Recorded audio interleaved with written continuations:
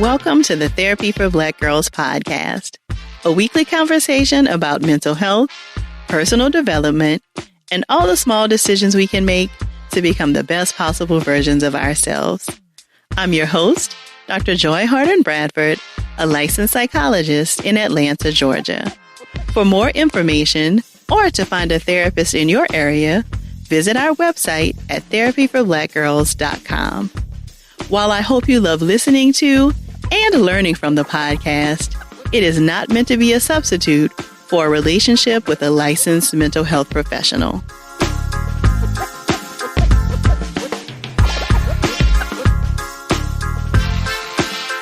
Hey, y'all. Thanks so much for joining me for session 346 of the Therapy for Black Girls podcast. We'll get right into our conversation after a word from our sponsors.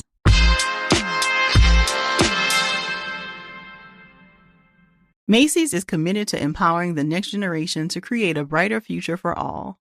That's why Macy's is supporting UNCF, an organization that funds scholarships for students at historically Black colleges and universities, now through February 29th. Help Macy's and UNCF continue their impact by rounding up your purchase in store or donating online. Get excited to give back and learn more at macys.com/purpose.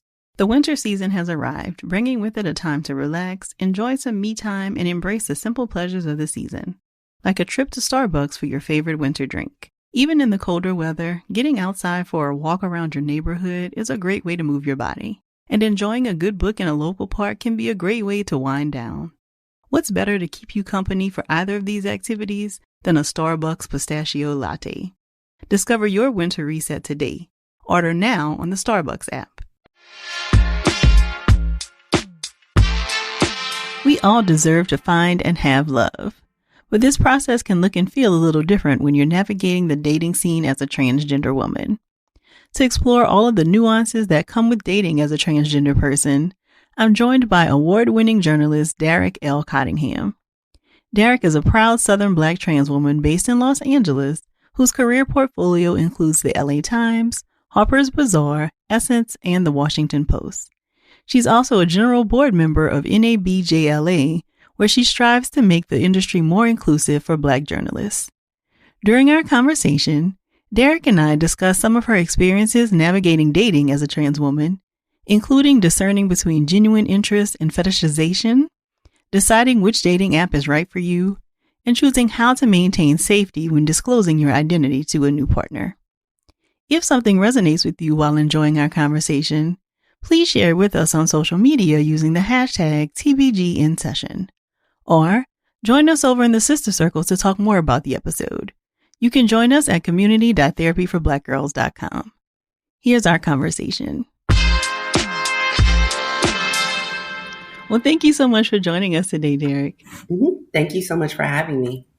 Yeah, I'm excited to chat with you. So I wonder if you could take us back to like the early stages of your transition and talk with me about like, what did those early experiences, how did that shape what you felt like dating was going to be?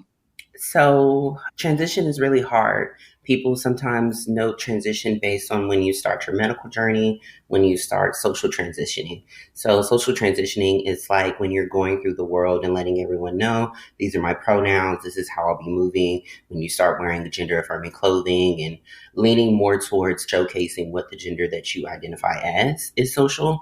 And then there's the medical journey too, where you go and start hormone replacement therapy or HRT, whether you're introducing estrogen or more testosterone into your body or using blockers for the dominant hormone that your body naturally produces. And so for me, I started social transitioning a few years ago, but very much in a very discreet and secret way. For all intents and purposes, when I would date, I was dating as a trans woman. In my personal life, however, I had not yet let people know that I was trans or really let anyone know until last year of March is when I made it public. And I let my loved ones and my family and everyone know. And so I've only been on the medical side of transitioning. It'll be a year at the end of March. So when you started socially transitioning, what were your thoughts around dating and what that might be like for you? For me, It was interesting because a lot of my dating experiences I had came out as like bi and queer when I was 17. And a lot of my dating experiences were within a queer space. And a lot of the times, femininity was not like the thing that was sought after. And there was this notion of no fats, no femmes, no this type of thing. Like if it was mask for mask, and this is all that people were interested in. And so also growing up in the South and just being Black and growing up in like the Baptist religion and just real Southern upbringing, there was a lot of internal interrogation of not feeling like I was disappointing others by like being my true self, by embracing my womanhood, embracing my femininity, and always wondering if by being myself would that mean that I would be alone for the rest of my life romantically. And so it took a lot of mental and emotional internal talking with myself and sitting with the feeling and noticing that when I was presenting more femme outwardly to people that I was happier. I would sleep easier at night. I felt better about myself, and I would literally cringe at he, him pronouns. Like I would feel like a sword was stuck into my chest. And so that was a lot of the mental and emotional things that I had to work through personally when I was navigating the dating space too, because it was this thing of like, what does it mean when femininity is just not appreciated as much in the dating space coming from like the queer space of where I was coming from. And still at the time, I was so unsure. Now I'm a little bit more clear on things and know what I'm attracted to as far as a partner, what I need from them, what does it mean for sexuality when I'm dating someone and things like that. Because when I am dating, I'm typically dating someone that is more mass presenting, whether cis or trans. And I tend to date people that are straight, bi, and pansexual. And so now there's a bit more understanding, but in those early stages, I was like, I don't know the terminology. I don't have the knowledge.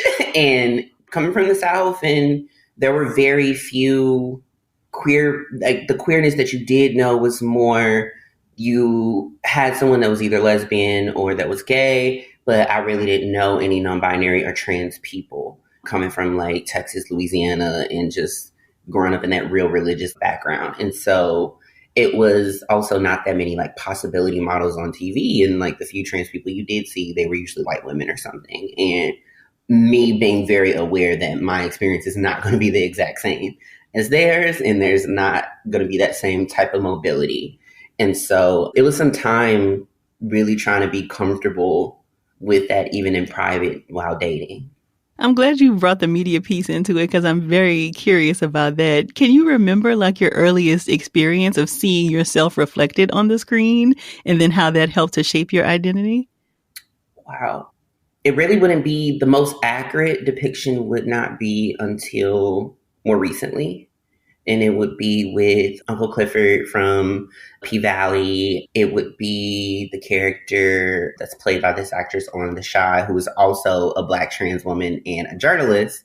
And those would be the most accurate depictions where I'm like, okay, that's me. That's through and through as a Black queer Southerner, as someone that is navigating media space, but also my trans identity is a very public thing too, because I transitioned while I was already in my career.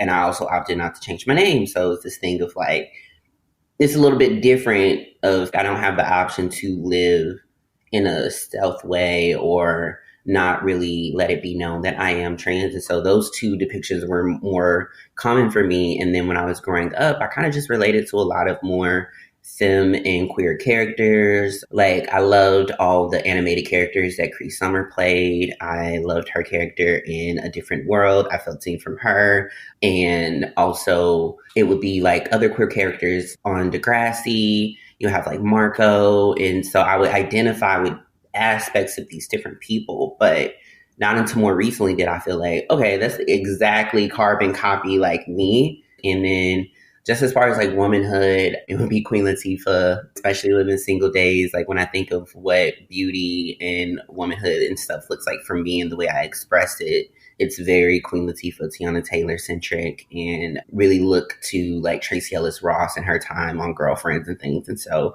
it would just be bits and pieces of like possibility models that I would see in media. And not more recently would it be something that would be this character encapsulates me as a whole. Mm-hmm.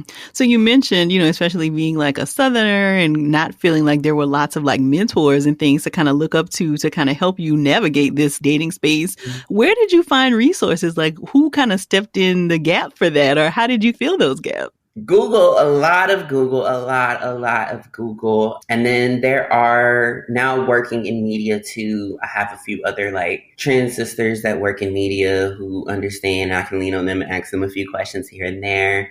But before then, it was like Reddits and Tumblrs and these like online resources of community and basically figuring out all these different types of things. And so, yeah, it was definitely like leaning towards online spaces of community and finding different guides and articles and reading these aspects, and helped me put terminology to things too. And then just reading books as well about Black trans identity. So any suggestions for people about how to like navigate some of those spaces? Because I think there's a lot of good there, but maybe not so good also when you're going into these foreign territories, so to speak. So any suggestions for people, especially younger people who may be checking out this episode, about like how do you navigate and know what to pay attention to in online communities? I lean on my media literacy training. I lean on my gut feeling. If I read something from a community and I'm like, oh, that made me cringe a little bit or feel uneasy, I'm like, maybe this is not the community where I need to be looking for resources at. And then if I don't have that feeling and I feel like, oh, this resource was helpful, I'm like, okay, let me continue to look. I've never really been a Reddit type of person until I medically transitioned. And so I'm on Reddit quite a bit. There's a lot of different, very trans-centric spaces on Reddit that are moderated by trans people.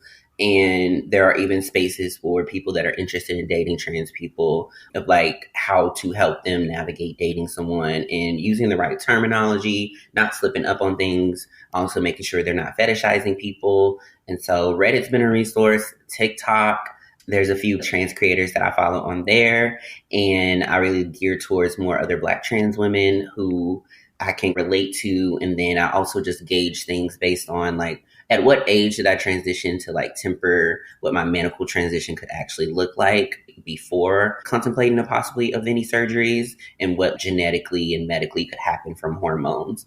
And so TikTok, there's a few community spaces on X, Twitter, and things like that. For me too, having a doctor who is very well versed in trans and non-binary identity that is overseeing my gender affirming care has really helped as well.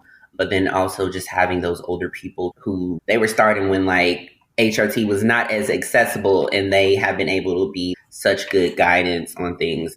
It's just definitely following the gut and trusting the way something makes you feel when you're looking at resources. Something makes you uneasy, or you feel like that doesn't seem right, and it makes you raise an eyebrow, and you're just like, no, I don't think this answered my question. I would click out. I would go look for something else. And then when you feel like something is sitting and resonating with yourself, I would do that. And so that's helped me with the dating side of things, and figuring out terminology, figuring out how to put words to the ways that I was feeling, or just even navigating and tempering my journey on HRT, not feeling like I would wake up and like I would see the end results. It takes time. It's a process. You're essentially going through a second puberty again. And so it can take up to 5 years for everything. And so I think being able to access that online information where people are documenting their own transitions, sharing information that they gleaned through their process, is like really helpful and important for a lot of young trans people. And it's just always important just to know, like early on for me, it was this thing of like, I didn't get to transition when I was younger. And I transitioned after I was 25. I transitioned right when I turned 27 medically. And so tempering that, certain things I would not get from the hormones because I started a little later. But that's always not the hard, steadfast rule, but realizing that, hey, genetics might work, some things may not work, and just being happy and grateful about the body that I'm in, grateful for being able to finally live in my truth, and be happy that there are some resources out there. Got it. Thank you so much for all of that. So what would you say are the new normals you've had to navigate and get used to dating as a trans woman? Straight men. I know. You would think I've been dating a lot of straight men in the past 5 to 6 years or so. Somehow I end up that's who I end up in the long haul dating. And it's very different. Luckily, I'm the youngest of 5, so I have 2 older brothers. And they're really good with like advice. And my older brother, that's 2 years older than me, is like, when I first announced to my family that he was like right on board. And it was like my little sister, this and that. And I'm always really good at gauging things, because also my dating pool is typically like Black millennial men, because I only date with inside my race. And typically it's like straight men. So I can glean from them like, hey, you feel this way, or you've dealt with this before. How should I approach this to where it doesn't seem like I'm nagging them, or like I understand where they're coming from, and how can I approach this topic? And my brothers have been like really, really helpful with that. But it definitely would be entering that hetero dating space a little bit. There's someone that I was seeing and they would not let me open a door. And they're from the South. They were like, would not let me open the door. They would get mad when I would do anything like that. They're like very chivalry, because I'm like, it's modern world, modern woman, modern dating. Chivalry's kind of a little on its last breath. So it's always shocking when you experience it. And so it would just be those kind of hetero norms. But it is something that's very different for me, because it's not what I've done dating wise. And so that has been like the most interesting to navigate. And I find myself having girl talk with like my friends and my aunts and like my mom and stuff about these things. And I'm like, oh, okay, that makes sense. But yeah, definitely navigating dating straight men. And is there anything that's been more positive or more uplifting than you expected it to be? I think now I came out in a time where there had been work of like the idea of trans people, specifically Black trans women, existing was not as out of mind, out of sight for people. And so I do think when it comes to dating, there's opportunity for me to date people who are comfortable being with me in public. There's still a lot of people that are not, especially just the way that we talk about queerness and transness in the Black community in general, especially if you're from the South and grew up in a very religious background like I did. And so it's been refreshing to like meet some nice guys that are totally secure in who they are in themselves. They're like, I'm either bi or pan, or they're like, I'm straight. I only like women. I only date women, and you're a woman for me. And you make me happy. I'm very attracted to you. And I don't care what nobody gonna say. They're like, PDA is a go. Dating in public is a go. And that's very, one, gender affirming, but 2, it's also just romantically, just when you're dating someone, you never want to feel like you're being a secret. You never want to feel like they're embarrassed of you. It's such a dehumanizing feeling. And so I think that's a really big part, because even before my transition and maybe I was dating some queer men, they were always embarrassed about my femininity. They were always embarrassed about me and aspects of who I was as myself. And it just was not ever a good feeling. And so that's definitely a part where it's like a lot more happier. But then I also enjoy girl talk with my girls and talk about this stuff. And so I have fun with that. The sisterhood from the Black women in my life has been amazing. They're always giving so many tips and advice on things, especially when it's like a date night. They're like, oh, you got to do this, girl, have this, be prepared with this. And I'm like, thank you. So it's definitely those aspects that have been like, this is kind of great. I like it. Nice, nice. More from our conversation after the break.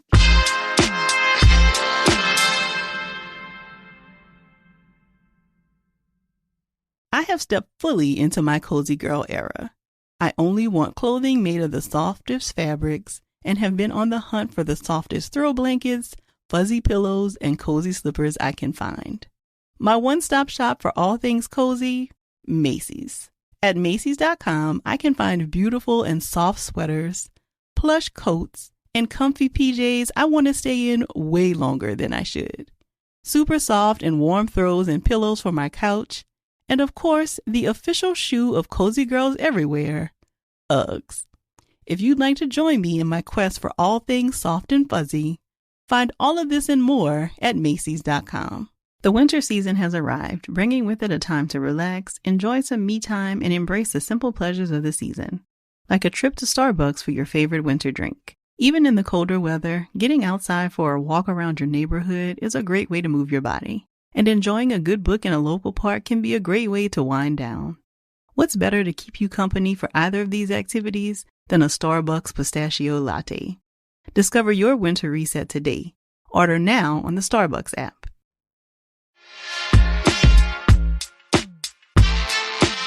So we know that a lot of dating these days is happening online. So people have mixed experiences. So I'd love to hear about your experiences dating online. Any tips that you would have to share or things that you're like, please stay away from this? I'm an online girl. I am. I'm an online girl. I've been online for most of my life. I'm what the kids call a Zenlennial. I'm a cusp between millennial and Gen Z. So technology has been a huge part of my life. And dating, I was on all the apps. I no longer am on the apps. I don't have them on my phone anymore, but I was on all of them. The queer ones, there's some trans specific ones that you got to be a little careful about because they're marketed as for us, but what they really are very fetishization and people that are like chasers, and you got to be really weary about those ones. And then there are some very Black centric ones that, while company policy may be they're pro everybody, the experience in who is allowed to be on there and who doesn't get bans and reporting is very different from the actual reality. And then there's OkCupid. Hear me out. Hear me out. It took me hearing from some of my older friends who met their partners on OkCupid to give OkCupid a try. And I'm single, but I've been actively dating. And out of who is working, that person came from OkCupid. And so that is very shocking just for me being so young and always being on Tinder, Raya, Bumble, and all the other newer ones. But yeah, they came from OkCupid. And so I'm pro dating apps. I say that I'm trans straight up. It kind of is a little easier for me to not even really contemplate stealth or being public only because I chose not to change my name. And part of that reason was that half my career was already under my name. And I'm a journalist, I'm working media, I'm front facing, and I go viral quite a bit online on different topics and stuff. And so I was just like, there's no way I can just disappear and just pop back out and nobody knows who I am. And so because of those things, I am very upfront about it. I'm also living with HIV, which I've discussed and made that public as well. And that I contracted that from assault. And so I'm very honest that I'm positive, I'm undetectable, and I am a trans woman. That's in my bio all the time on dating apps. Other ways you can do it. A lot of girls kind of just put the little flag as a sticker on one of their photos, so it's clear. Other people may start the conversation with someone the highs and the hellos, and then early on they're like, just so you know, I am also trans. There are so many different ways that people disclose these things. And dating apps, it can be hard. You're sifting through a lot of people that are fetishizing you, a lot of people that may be attracted to you, but they have their own internal stuff that they're figuring out. There was one guy, it was a guy who matched with me on a dating app. And it was 2 years ago. This guy matched with me on a dating app. We were hitting it off on the app. We exchanged numbers. And like I said, my status as far as my HIV is in my bio, and that I'm a trans woman is in my bio. And so we're hitting it off. We get each other's number. I guess they finally go back and read my bio. We're still talking over text, having a good time. They're setting up a date, all of this. And they're like, whoa, you got me. You tricked me. You got me real good. And I was like, what are you talking about? They're like, you played me real good. I didn't know you were trans and this and that, da, da, da. And I was like, it's the first thing in my bio. Did you not read the bio? And they were like, no, you played me well. And I was like, who tricked you? Who played you? When it's right there. First thing on the profile. And it was such an interesting kind of dynamic. Situations like that always early on too, because at the time I hadn't started my medical transition. And at the time of that time, I wasn't working full time. I was freelancing full time. And so I just didn't have health insurance. And so I was always really hard on myself about not being able to quote unquote pass or feeling like I hadn't started my actual medical transition. And so things like that did hurt and hit my insecurities a lot about myself and trigger a lot of my dysphoria. But it was this thing of like, no one tricked you, but you feel that I intentionally went out of my way to do something dubious to you. And it was right there. I'm going to say this the clean way because I got to be a lady. In situations like that, there were so many different situations that happened that were like that. And I joke with my girls now, and I'm just like, men don't be reading none of these bios on dating sites at all. They see a pretty face or a booty, and they swipe right. And they just start the conversation. And then down the line in the conversation, they might go click back and read your bio. And I'm like, that's exactly what happens. And I know that happens just because of that situation and so many other situations. And so that's been like my online dating experience. There's been good experiences. There's been bad. There's been some people where it started off, maybe let's go on a date. And then it turned into friendships. It turned into just us networking because we found out we both work in media, or they just became good friends. But dating as a Black trans woman is very much like dating as a Black woman in general that is cis, added on top with a bunch of sprinkling of transphobia, possibly, and all these other things. You're still dealing with misogynoir. You're still dealing with people either fetishizing you. You're dealing with people that are dehumanizing you. It's all these things you have to sift through just to find Prince Charming or the person who you're meant to be with or who your person is. And it's interesting, but I like meeting people in person. I also like online dating. I think online dating, you do what works for you. And I've done them all. Like I said, I even was like on Raya.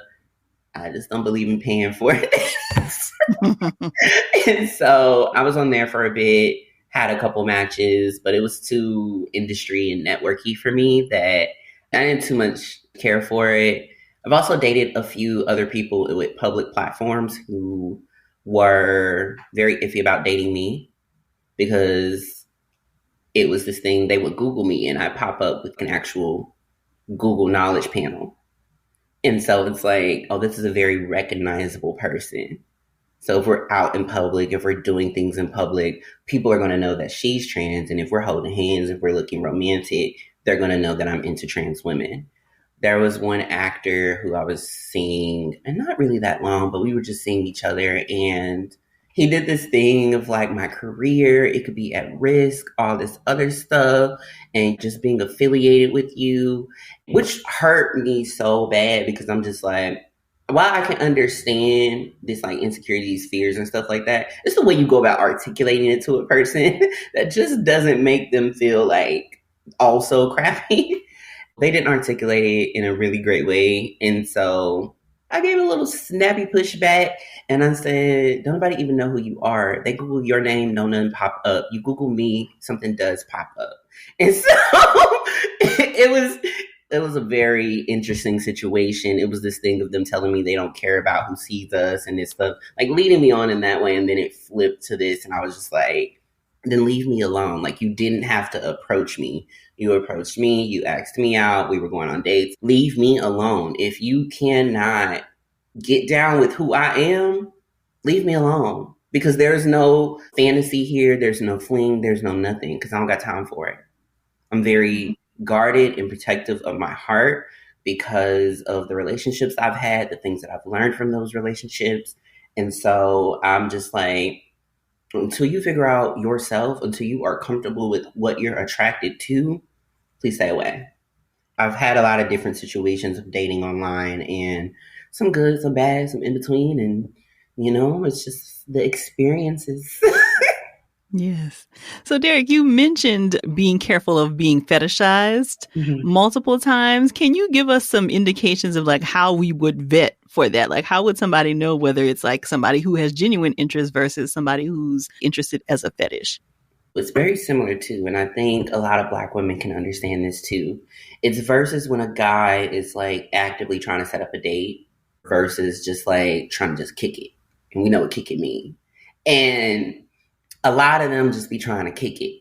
I can tell when they're like not trying to like go and hang out in public, but they're like, let me come over, or you come over here. And I'm like, it's 11 o'clock at night. It's 1 a.m. Why are you asking me to come over? We had a whole day. You also told me that you were off. I was off. We were cool. We could have coordinated something.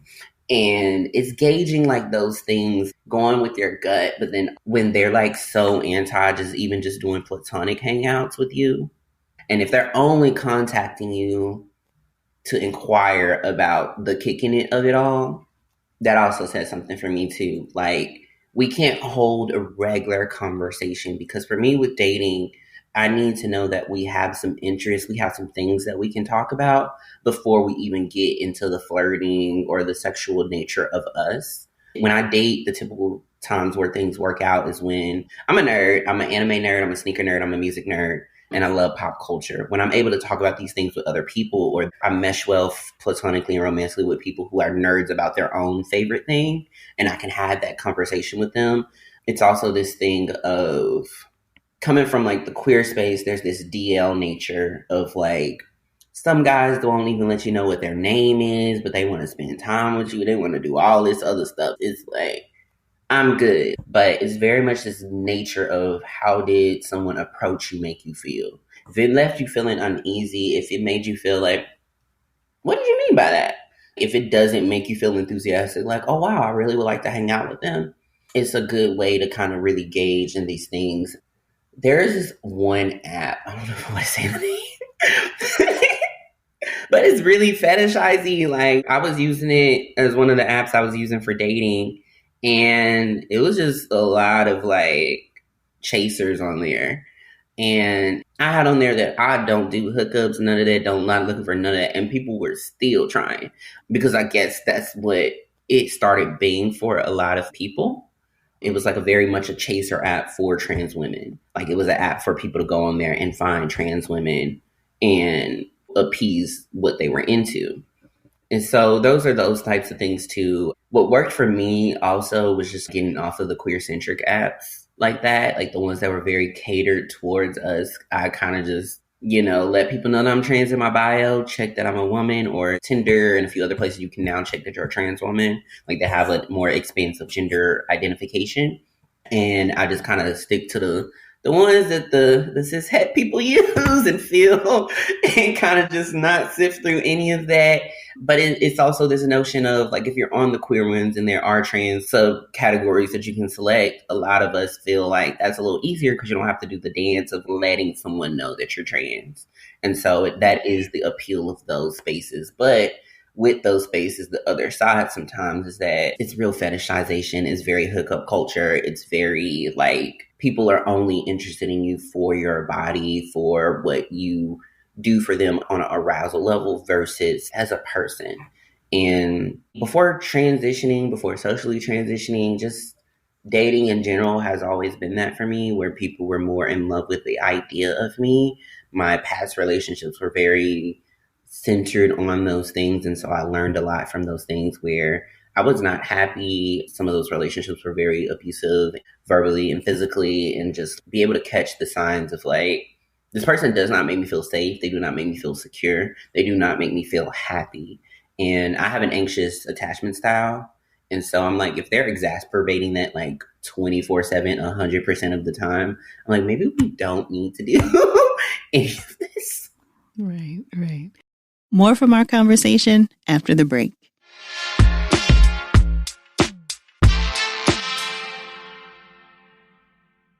I have stepped fully into my cozy girl era. I only want clothing made of the softest fabrics and have been on the hunt for the softest throw blankets, fuzzy pillows, and cozy slippers I can find. My one-stop shop for all things cozy, Macy's. At Macy's.com, I can find beautiful and soft sweaters, plush coats, and comfy PJs I want to stay in way longer than I should. Super soft and warm throws and pillows for my couch. And of course, the official shoe of cozy girls everywhere, Uggs. If you'd like to join me in my quest for all things soft and fuzzy, find all of this and more at Macy's.com. The winter season has arrived, bringing with it a time to relax, enjoy some me time, and embrace the simple pleasures of the season, like a trip to Starbucks for your favorite winter drink. Even in the colder weather, getting outside for a walk around your neighborhood is a great way to move your body. And enjoying a good book in a local park can be a great way to wind down. What's better to keep you company for either of these activities than a Starbucks pistachio latte? Discover your winter reset today. Order now on the Starbucks app. So you shared that you are very forthcoming with your identity as a trans woman, with your medical status, all of those things, but we know that people are in different stages of where they want to and how they want to share that. What kinds of things would you say people need to consider about when to have a conversation if they are not as public or sharing as forthcomingly as you are? I think when you feel safe, a lot of it is safety because you don't know how someone's going to react. Like the story I told about the guy earlier, it was in my bio. He did not read the bio. Got my number and everything. We're talking everything, but still felt like I tricked him, quote unquote. It's a lose-lose a lot of these times with people. For you, though, when you are trans, it's about what allows you to go to sleep at night, what makes you feel safe, what makes you feel comfortable. Because everyone thinks there's this big boogie man type of gotcha thing that's happening. And most of the time, that's not the case. What's happening is people are attracted to us. They just don't want other people to know that they are.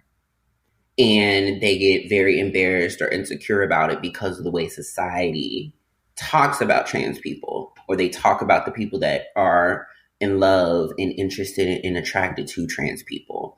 When I date someone, like seriously date them, I always recommend them to watch Kokomo City. It's a film that was on the film circuit last year at festivals, and I saw it at Sundance last year, and I interviewed the director, who is Grammy-nominated producer D. Smith, who is also trans. And there's a lot of trans documentaries and films.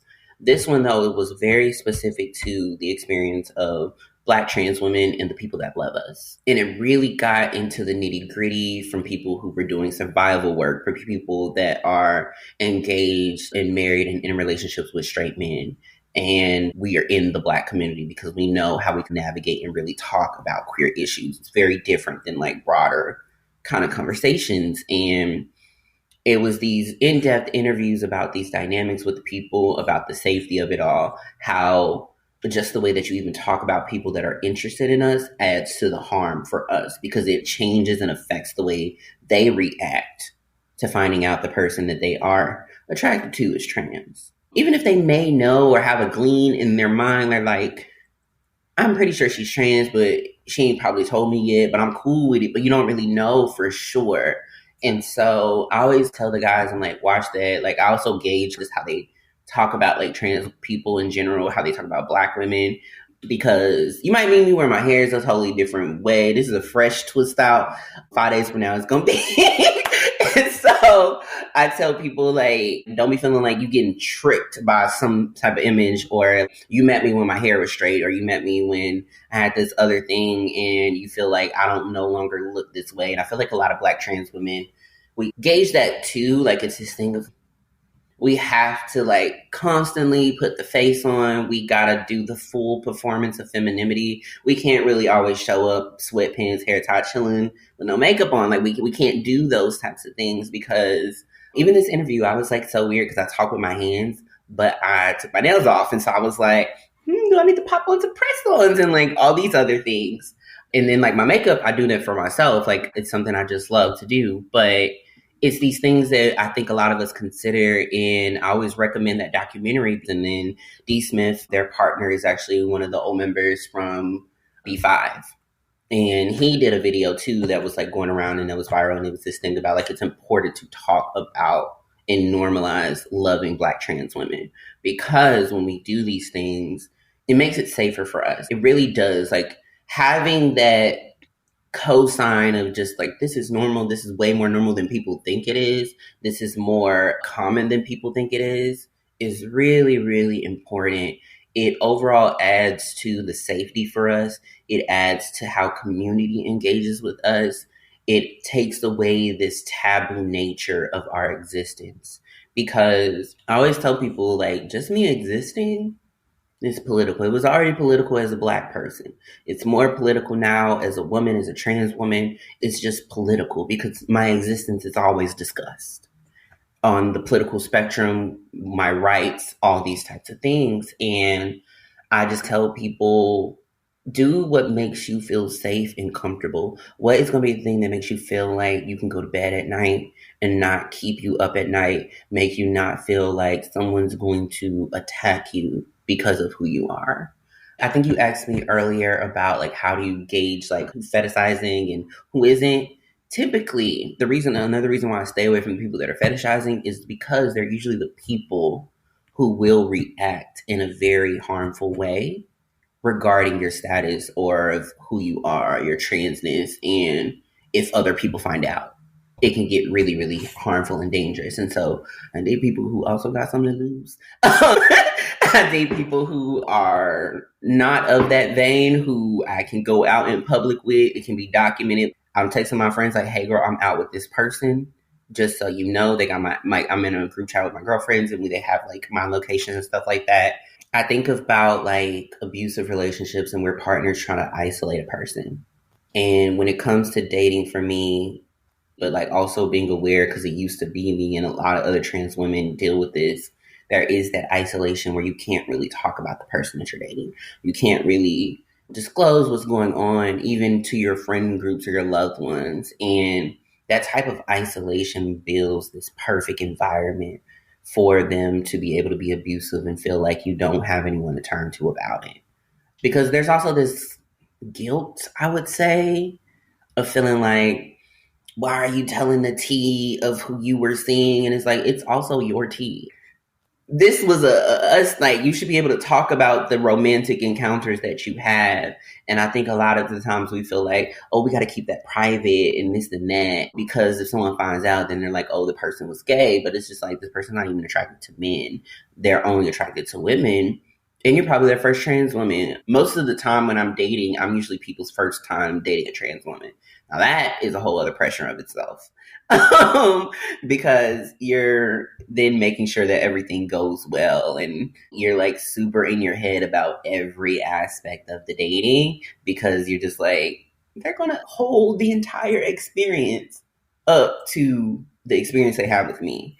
But overall, I just tell people, you really got to listen to your gut. You really got to like, it's about your safety at the end of the day. And I'm just like, it's disclosure is very much a personal decision. We discuss it like it's not, but it's a very subjective and personal decision. So, what advice would you give to non-trans partners who want to create safe, nurturing environments for their trans partner? When I've dated non-trans people, what's really worked for me that's made me feel safe and secure is, one, knowing that they're usually in community with other queer people.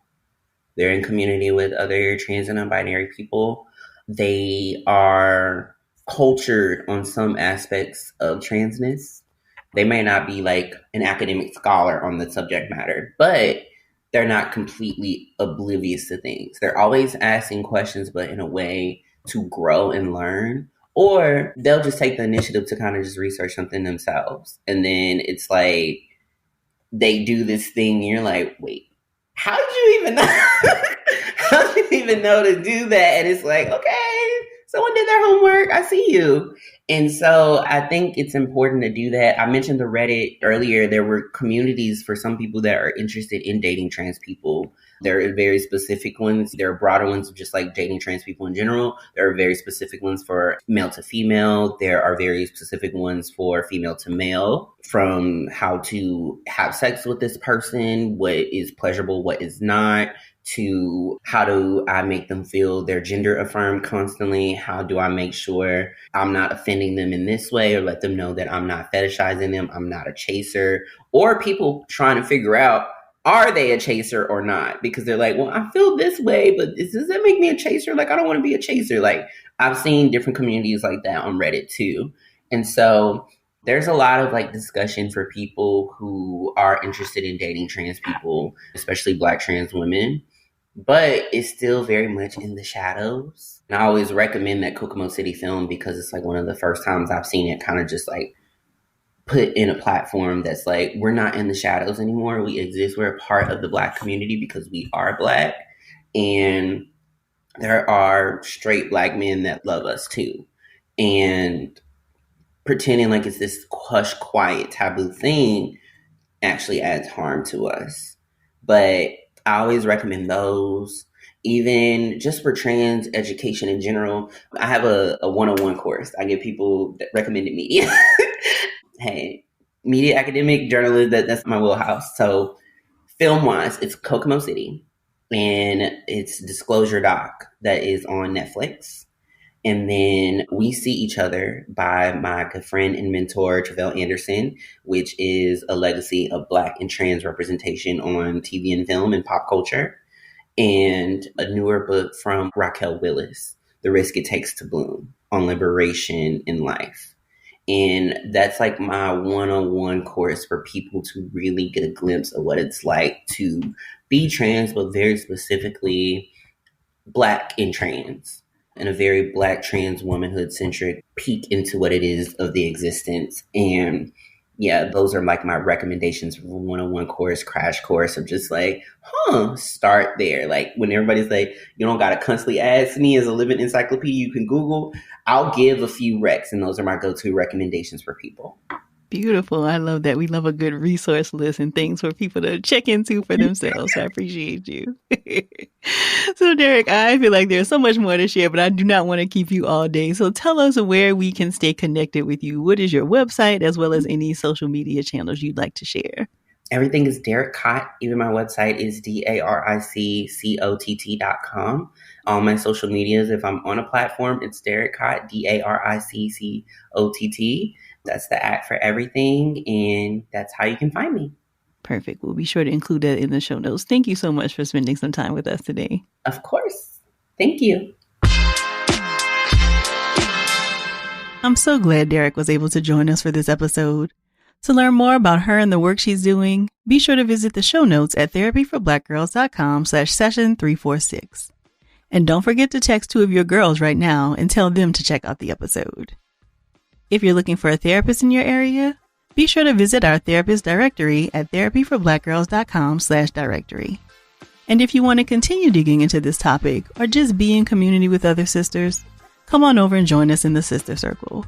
It's our cozy corner of the internet designed just for Black women. You can join us at community.therapyforblackgirls.com. This episode was produced by Frida Lucas, Elise Ellis, and Zaria Taylor. Editing was done by Dennison Bradford.